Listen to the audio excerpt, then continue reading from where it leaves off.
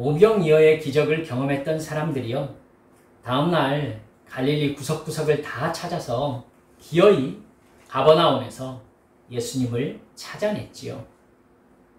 목사에게 이런 성도들이 많다면 얼마나 좋을까, 틀림없이 이런 생각할 수 있습니다만 예수님은 그들을 바라보시면서 좋아하지 않으셨습니다. 너희들이 나를 찾아온 까닭은 어제의 기적의 의미를 깨달은 것 때문이 아니라 사실 너희들이 어제 물고기 2마리와 보리떡 5개로 배불리 먹었기 때문에 나를 찾아왔구나, 이렇게 말씀하셨습니다. 냉정한 말씀이죠.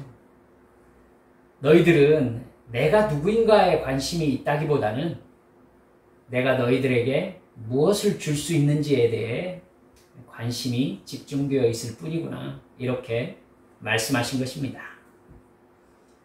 그들이 놀랐던 예수님의 무한 식량 생산 능력, 이렇게. 여러분, 지금 이스라엘이 로마의 식민지에 있는 상황에서 예수님의 그 능력은 얼마나 사람들의 관심을 끌었겠습니까? 예수님을 따라다니면 내 소원을 이룰 수 있겠다, 혹은 힘들지 않게 살 수 있겠다, 이 소망을 충분히 품었겠지요. 근데 예수님은 나는 너희들의 소원을 이루어주기 위해서가 아니라 나를 믿는 사람마다 영생을 얻게 하려고 왔다, 이렇게 단호하게 말씀하셨습니다. 그리고 주님께서 영생을 얻는 방법에 대해서 말씀하신 것도 놀라웠습니다. 나를 통해 영생을 얻는 방법은 내 살을 먹고 내 피를 마시는 것이다. 그 사람이 영생을 얻게 되고 내가 그 사람 안에, 그 사람이 내 안에 거하게 되는 것이다. 얼마나 놀랬겠어요. 대체 이게 무슨 말이냐고 그들이 수근거리다가 결국 예수님은 자기들이 필요로 하는 것을 주고 싶은 생각이 없으시다는 것을 최종 확인하고 난 다음에 모두들 예수님을 떠나갔다, 이렇게 성경이 기록하고 있습니다. 주님은 우리에게도 예수 그리스도의 십자가 대속의 죽음과 부활을 믿는 것, 즉 내 살을 먹고 내 피를 마시면서 예수님과 하나 되어야 구원을 받을 수 있다, 이렇게 말씀하셨습니다. 너의 죄값을 대신 지고 죽었으니 나의 죽음은 곧 너의 죽음이다. 죄의 욕망에 사로잡혀서 세상 즐거움과 세상 자랑을 얻기 위해서 살아가는 옛사람은 예수님의 십자가의 죽음과 함께 죽었다, 이렇게 여러 번 말씀하셨죠. 이제 예수님의 부활과 함께 새롭게 거듭난 새 생명으로 다시 살아났으니 하나님의 나라와 하나님의 뜻을 위하여 살아가는 거듭난 존재로 남은 일생을 살아야 된다, 이렇게 가르쳐 주셨지요. 이제 하나님이 너의 하나님, 너의 아버지시다. 너는 이 세상에서 얻는 유익이 아니라 저 영원한 하늘나라에서의 영생을 사모하며 살아야 된다. 그 나라에 이르기까지 하나님 아버지께서 보내주신 성령님이 너를 보호하시고 너를 도와주시고 너의 발걸음을 인도해 주실 것이다, 이렇게 말씀하신 것입니다. 여러분, 이게 정말 은혜가 되는 사람은 정말 복된 사람입니다. 그런데 참 많은 사람들이 이 사실 앞에서 갈등합니다. 대부분의 종교를 가지고 그 종교의 신개념을 받아들이는 목적이 무엇입니까? 내 소원을 이루기 위해서입니다. 교회도 다르지 않아요. 전부는 아니겠지만 정말 많은 사람들이 여러분 큰 교회에 몰려 들어갑니다. 그들이 왜 그렇게 교회에 갈까요? 정말 우리 한국 땅에 있는 모든 목사님들이 여러분들은 예수님과 함께 죄악의 옛사람이 십자가에 못 박혔습니다. 이제 여러분들은 예수님의 부활과 함께 영생을 얻었습니다. 이제 영원한 멸망에서 구원받은 여러분들은 자기를 부인하고 자기 십자가를 지고 선을 행하면서 이웃에게 복음을 전하며 살아야 됩니다. 여러분, 이런 이야기를 교회에서 대부분 듣나요? 저는 모태신앙으로 자라났습니다마는 사실 교인들은 그런 설교 말씀에 대해서 별로 기뻐하지 않습니다. 어떻게 해야 하나님의 대박 축복을 받을 수 있는지, 어떻게 해야 세상에서 내가 바라는 소원을 이룰 수 있는지 흥분된 목소리로 속사포처럼 설교하는 목사님의 교회에 사람들은 많이 몰립니다. 사실 예수님은 그런 목적으로 하나님을 이용하려는 유대인들을 아주 신랄하게 비난하셨습니다. 예수님은 오늘 본문 요한복음 8장 44절에서 이렇게 말씀하십니다. 너희는 너희 아비 마귀에게서 났으니 너희 아비의 욕심대로 너희도 행하고자 하느니라. 그는 처음부터 살인한 자요 진리가 그 속에 없으므로 진리에 서지 못하고 거짓을 말할 때마다 제 것으로 말하나니 이는 그가 거짓말쟁이요 거짓의 아비가 되었습니다. 무서운 말씀이십니다. 31절에 보면요, 여러분 읽으셨잖아요. 이 말씀을 누구에게 하고 계세요? 자기를 믿은 유대인들에게 말씀하고 계십니다. 예수님을 믿은 유대인들에게 예수님은 너희의 아비가 마귀다 이렇게 말씀하신 겁니다. 오늘날로 말하면 믿음이 좋다는 평을 받으면서 교회에 열심히 다니는 사람들에게 그렇게 심한 말씀을 하신 거죠. 너희들은 하나님의 자녀라고 말은 하지만 오직 자기 육체의 이익을 얻기 위한 신을 찾고 있는 우상 숭배자들이다. 이렇게 심하게 말씀하신 겁니다. 너희들은 하나님을 섬긴다고 말을 하지만 사실은 마귀처럼 너희들의 욕심을 채우고자 하는 마음뿐이라고 말씀하시는 겁니다.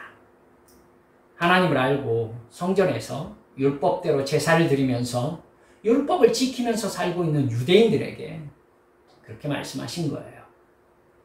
주일 예배 잘 드리면서 헌금도 잘 바치고 제자훈련까지 잘 받고 있는 교회 직분자들에게 너희들은 마귀의 자식들로서 영원한 지옥이 너희들을 위해 준비되어 있다. 이렇게 말씀하신다면 그 교회 누가 가겠습니까? 여러분, 그럼 어쩌란 말이죠? 이렇기 때문에 오늘 여러분들과 나눌 이 말씀이 정말 중요한 말씀입니다. 오늘 우리가 읽은 본문 31절에서 예수님께서는 답을 말씀하고 계십니다.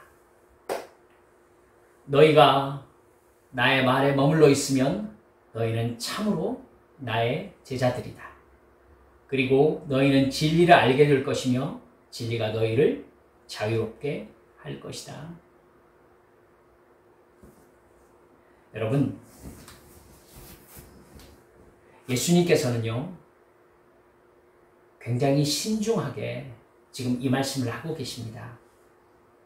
너희들의 아비가 마귀인 그런 상태, 죄악에 속해 있는 그런 상태를 벗어나서 옛사람이 십자가에서 죽고 죄의 본성에 따라 육체의 욕심을 만족시키려는 인생을 살지 않으려면 예수님의 제자가 되어서 진리가 너희를 자유롭게 하는 상태가 되어야 된다. 이 말씀을 지금 하시는 거거든요. 이 모든 상황이 가장 앞에 말씀에 걸려 있습니다. 여러분, 가장 앞에 말씀이 뭡니까? 너희가 나의 말에 머물러 있으면. 우리 함께 봅시다. 31절 성경 보세요. 그러므로 예수께서 자기를 믿은 유대인들에게 이르시되 너희가 내 말에 거하면 참으로 내 제자가 되고 내 말에 거하면. 여러분, 예수님의 말에 머물러 있으면, 이 말이 오늘 설교의 가장 핵심입니다. 예수님을 믿고 거듭나서 예수님의 말씀에 머물러 있어야 예수님의 제자가 되어서 진리를 알게 되고 참 자유를 누릴 수 있다는 말입니다. 그렇다면 사람이 예수를 믿고 구원을 받는다는 것이 무엇인지 올바로 알아야 할 필요가 있습니다. 여러분, 오늘 중요한 말씀이니까 저를 바라보시기 바랍니다. 화면을 바라보세요.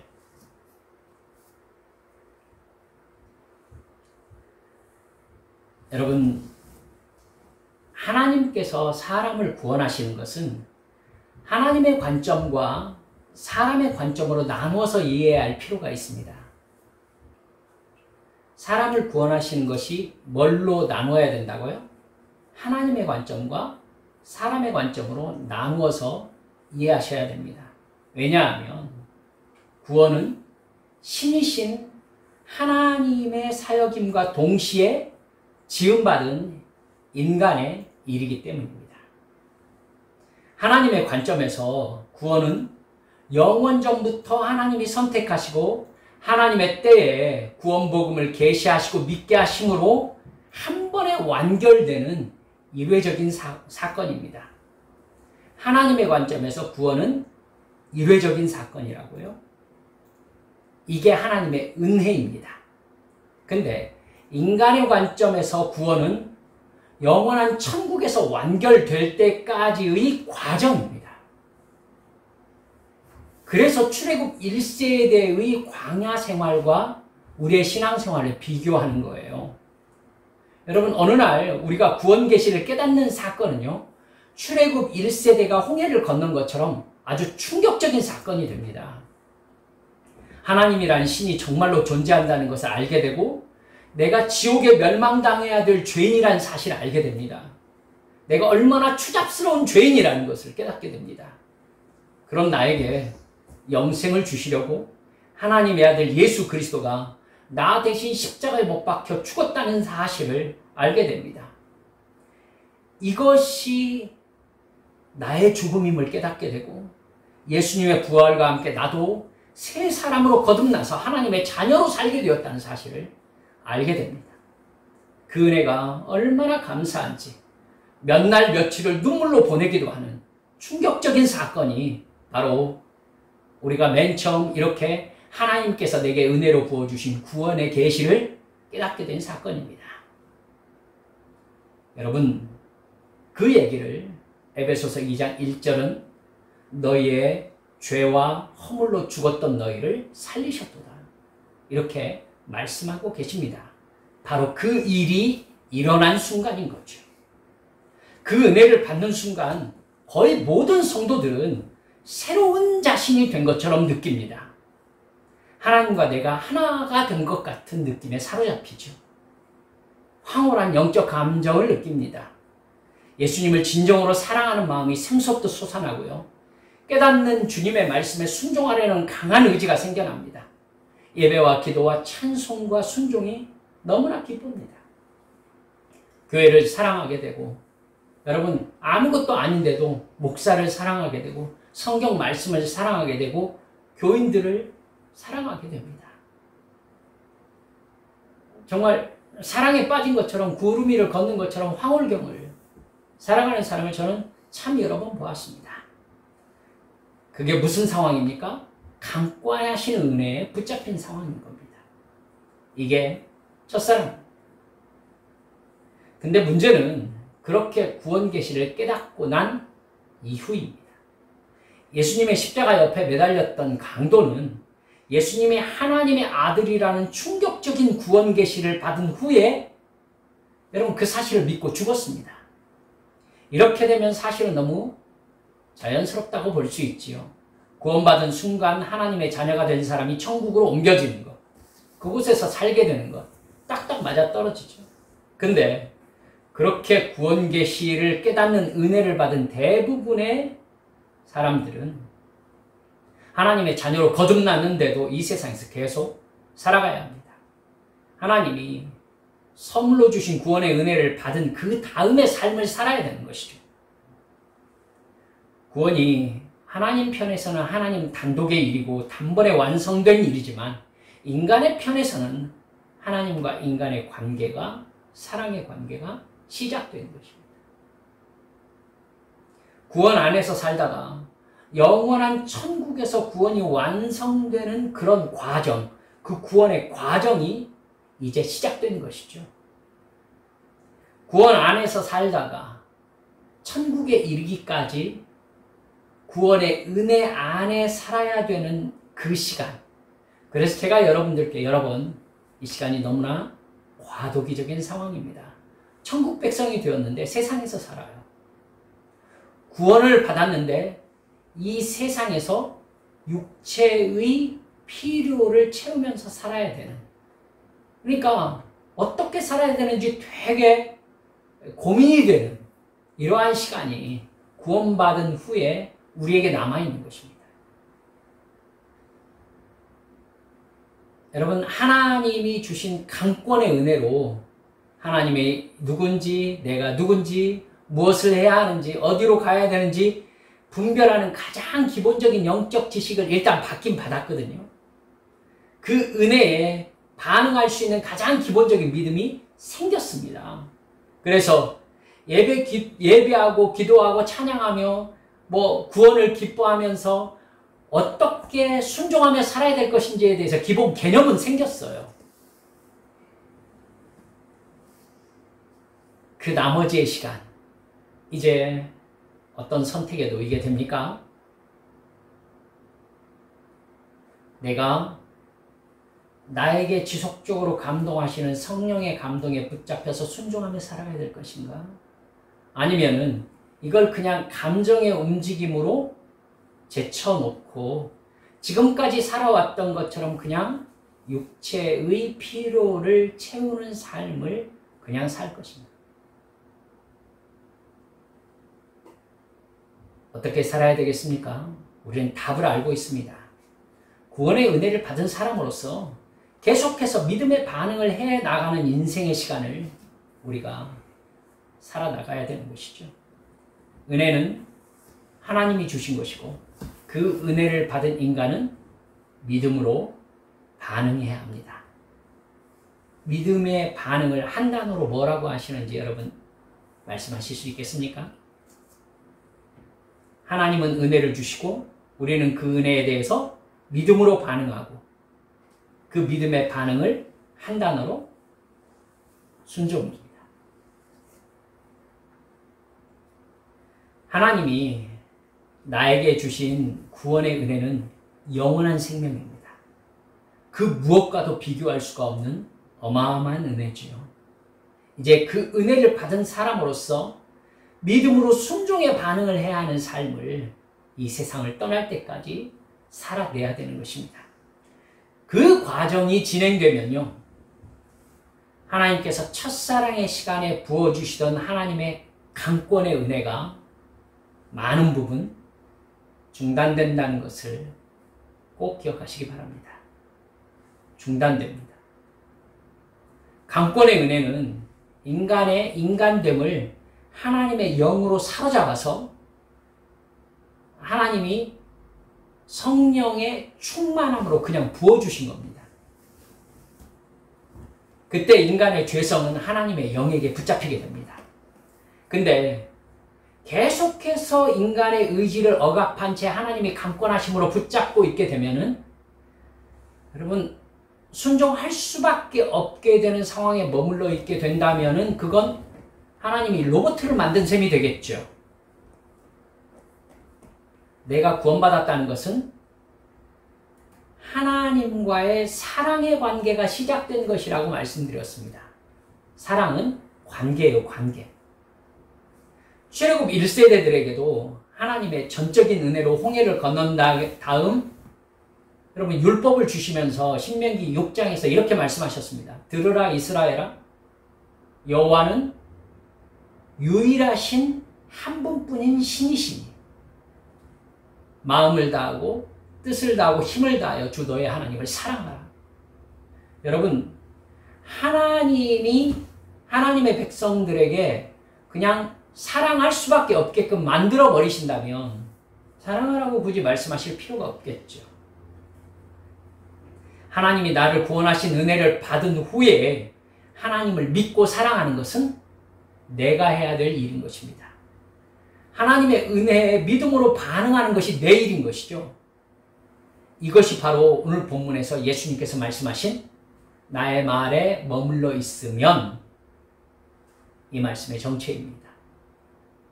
하나님이 예수님을 통해서 베푸신 은혜에 내가 믿음으로 반응하는 것이란 예수님의 말씀에 머물러 있는 것, 이것입니다. 우리는 구원의 은혜를 받고도 천국에서 구원이 완성될 때까지 죄의 본성을 가지고 있는 육체 안에서 살아가야 합니다. 구원의 은혜 안에서 머물러 살아야 되는 시간인 거예요. 내가 구원의 은혜 안에 머물러야 한다. 내가 믿음을 가지고 반응해야 된다. 라고 나의 죄성을 억압하면서 나와 싸우면서 말씀에 순종해야 되는 시간이 남아있는 것입니다. 하나님의 구원의 은혜에 믿음으로 반응해야 되는 시간이죠. 내 육체의 죄악의 본성과 싸워서 예수님의 말씀에 복종시키면서 살아야 되는 시간인 것입니다.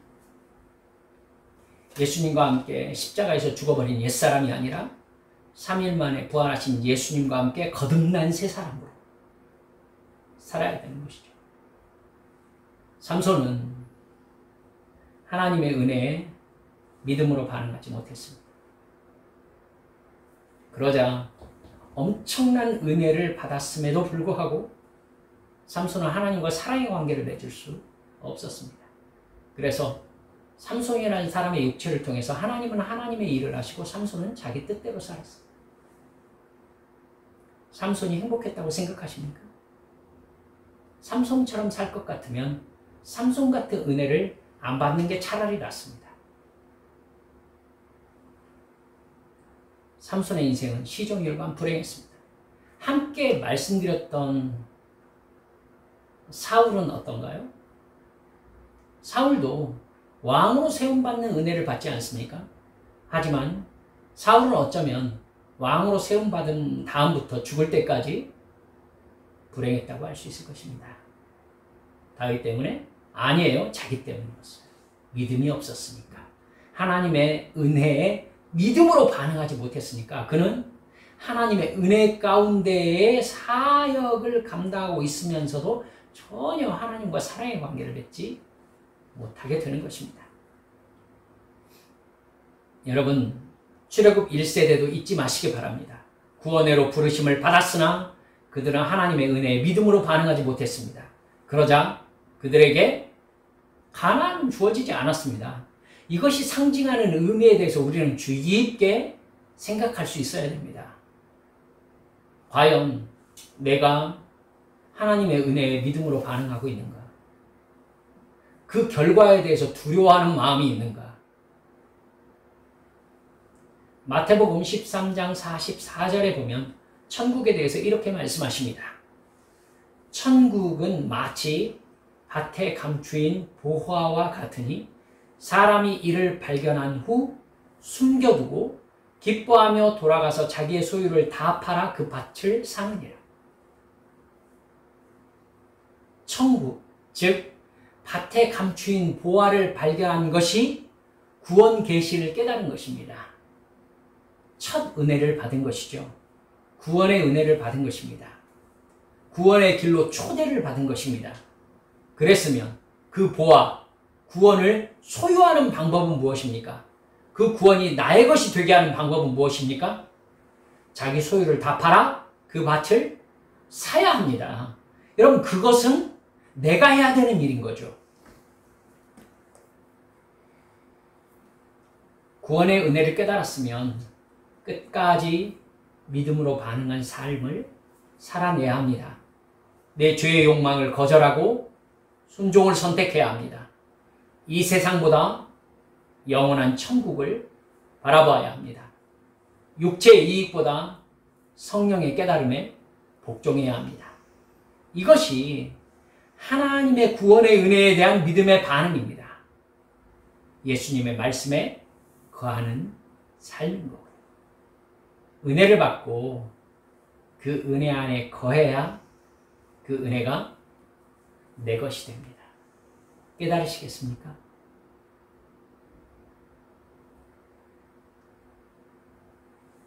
사도 바울은 한평생 복음을 전하는 사명자로 살았습니다. 그런데도 고린도전서 9장 27절에서 이렇게 말씀하고 있습니다. 내가 내 몸을 쳐 복종하게 함은 내가 남에게 전파한 후에 자신이 도리어 버림을 당할까 두려워함이로다. 사도 바울도, 그렇게 성령 충만하다는 사도 바울도 하나님의 구원의 은혜에 날마다 자기 육신의 욕망을 부인하고 주님의 뜻에 복종시키는 믿음의 반응을 하면서 살았습니다. 그것이 얼마나 쉽지 않은 일인지 자기 몸을 쳐서 복종하게 한다라고 표현을 한 거예요. 내 몸을 쳐서. 처음 구원 계시를 깨닫는 은혜를 받아서 주님의 강권하심에 붙잡혀 있으면요, 믿음이라는 게 별로 필요 있다고 느끼지 못합니다. 그때는 나와 하나님과 하나 된 느낌으로 살게 되니까요. 그건 구원의 완성이 아니에요. 구원의 길로 주님이 초대하신 겁니다. 곧 하나님의 은혜에 내 믿음으로 반응할 것이냐, 아니면 믿음을 거절하고 그냥 내 뜻대로 살 것이냐, 이걸 결정한 삶이 그 다음에 펼쳐지게 됩니다. 천국에서 구원이 완성될 때까지 자기 육체의 욕망을 부인하고 자기 십자가를 지고 주님을 따르는 믿음의 반응을 시작해야 되는 시간이 바로 그 시간이에요. 출애굽 1세대는 홍해를 건너고 시내산에서 율법을 받는 은혜를 받았음에도 불구하고 믿음으로 반응하지 못했습니다. 그러자 그들은 가나안의 안식에 들어가지 못했다고 히브리서가 계속 얘기합니다. 이 부분에 대해서 히브리서 4장 1절, 2절이 우리에게 대단히 중요한 교훈을 주고 있습니다. 한번 들어보세요. 제가 세 번역으로 여러분께 읽어드릴게요. 그러므로 하나님께서 주시는 안식에 들어가리라는 약속이 아직 남아있는 동안에, 여러분, 그 약속이 남아있는 동안에라는 말은 하나님께서 내게 구원의 계시를 가르쳐 주시고 깨닫게 하심으로 에베소서 2장 1절 말씀처럼 죄와 허물로 죽었던 내가 다시 살리심을 받은 그 순간 우리는 저 영원한 천국의 구원을 받았다는 것을 인식하게 됩니다. 여러분, 그 다음에는 내가 어떤 생각을 계속하며 살아갑니까? 나는 죽으면 천국 간다.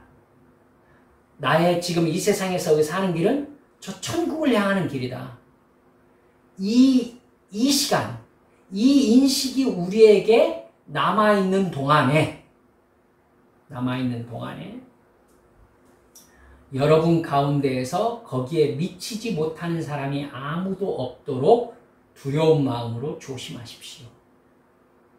그들이나 우리나 기쁜 소식을 들은 것은 마찬가지입니다. 그런데 들은 그 말씀이 그들에게는 아무런 유익이 되지 못하였습니다. 그들은 그 말씀을 듣고서도 그것을 믿음과 결합시키지 않았기 때문입니다. 저는 이 히브리서 말씀이 우리 믿음 생활의 핵심이라고 생각합니다. 하나님께서 우리에게 은혜를 부어주신 그 은혜를 받고 나서 그 은혜에 내가 믿음으로 결합시켜서 믿음의 반응의 행동을 하면서 살지 않는 사람이 내가 구원받았다라고 말씀할 수 있느냐라고 성경이 우리에게 묻고 있기 때문입니다. 여러분, 말씀을 맺고자 합니다. 믿음의 반응은 삶의 고통 속에서 내 욕망과 싸워서 내 욕심을 꼭 꺾고 말씀에 순종해야 되는 영적 훈련인 경우가 많습니다. 죄악의 본능은 늘 나의 마음을 훔쳐갑니다. 그래서 내가 이렇게 어렵게 살아야 되는가 생각되어서 도망가고 싶을 때도 있습니다. 출애굽 1세대처럼 어려운 상황에서 원망이 솟아오르기도 합니다. 기대했던 만사형통은 없습니다. 근데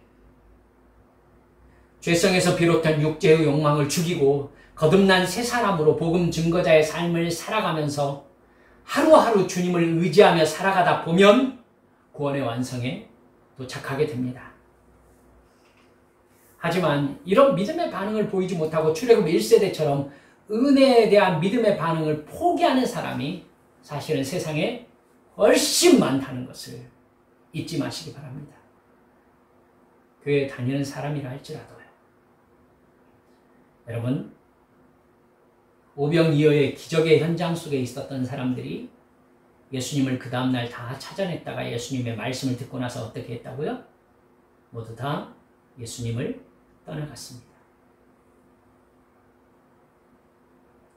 은혜가 은혜만으로 끝나면 아무 소용이 없습니다. 믿음의 반응인 순종이 이루어질 때 은혜 안에 거하는 것입니다. 그게 은혜를 소유한 것이고 오늘 본문 말씀에 거하는 삶인 것입니다. 그걸 하지 못하면 구원을 잃을 가능성에 대해서 성경 여러 곳에서 이야기하고 있습니다. 여러분, 그래야 하나님의 심판이 정당성을 가지게 되지 않겠습니까? 주님께서 왜 자꾸 행한 대로 심판한다고 말씀하십니까?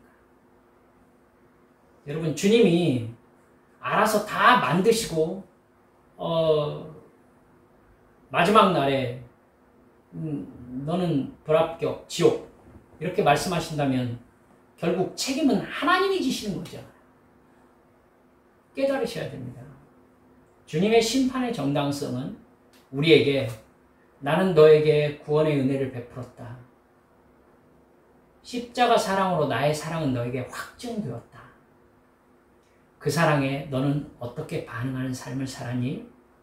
주님이 이렇게 묻고 계십니다. 나는 너에게 1만 달란트를 탕감해 주었다. 자, 그 탕감받은 은혜에 너는 어떤 믿음의 반응을 했니? 그럼 이겁니다. 그겁니다. 그 믿음의 반응을 하고 사느냐, 하지 못하고 사느냐가 내가 구원받은 사람으로 살았느냐, 아니면 그냥 세상의 육체의 욕심을 따라 살았느냐가 결정되는 것입니다.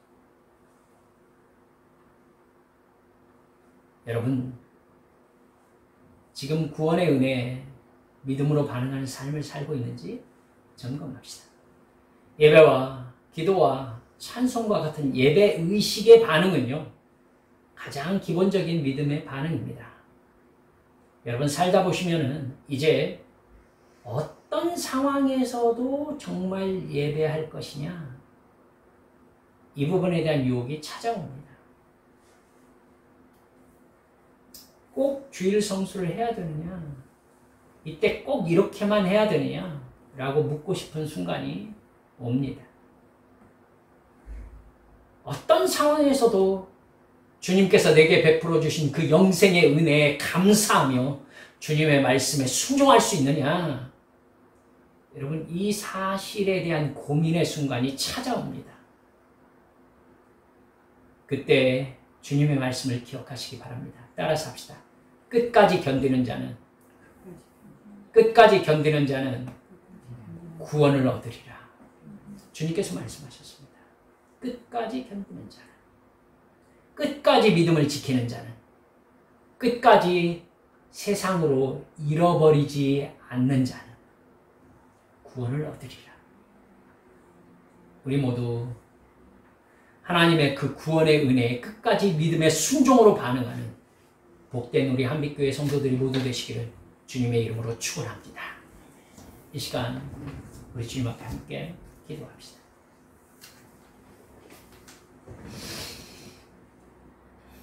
여러분, 우리의 지난 시간들을 잠시 돌아봅시다. 그 시간들은 우리 주님께서 내게 베푸신 은혜에 믿음으로 반응했던 시간들이었습니까? 주님은 이 부분에 대해서 타협의 생각이 전혀 없으신 것이 분명합니다. 그러니까 예수님을 믿는다고 찾아왔던 사람들에게 너희 아비는 마귀다라고 너무나 신랄하게 얘기하고 계시잖아요. 여러분, 주님은 이 부분에 대해서 대충 이렇게 넘어가고 싶으신 생각이 전혀 없으신 분이세요.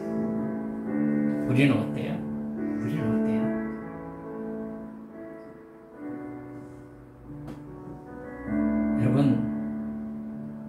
영생은 영원의 시간을 결정하는 그 엄중한 시간에 우리 하나님 앞에 믿음대로 살았다는 사람으로 드러나야 합니다. 이 시간 기도하면서 성령께서 여러분들에게 깨달음과 분별력을 주시기를 원합니다. 여러분 어떠세요? 나의 믿음은 하나님께서 내게 주신 그 영생의 복에 믿음으로 반응하는 삶이었습니까? 이 시간 주님 앞에 성령께서 깨닫게 하시는 대로 회개하시면서 주님, 세상에서의 필요보다 더 중요한 것이 주께서 내게 베풀어 주신 구원의 은혜임을 깨닫고 그 은혜에 믿음으로 반응할 삶으로 내 인생 끝까지 살아낼 수 있는 강한 믿음, 성령 충만함을 부어주시라고 시간 주님 앞에 함께 통성을 기도하시겠습니다. 기도합니다.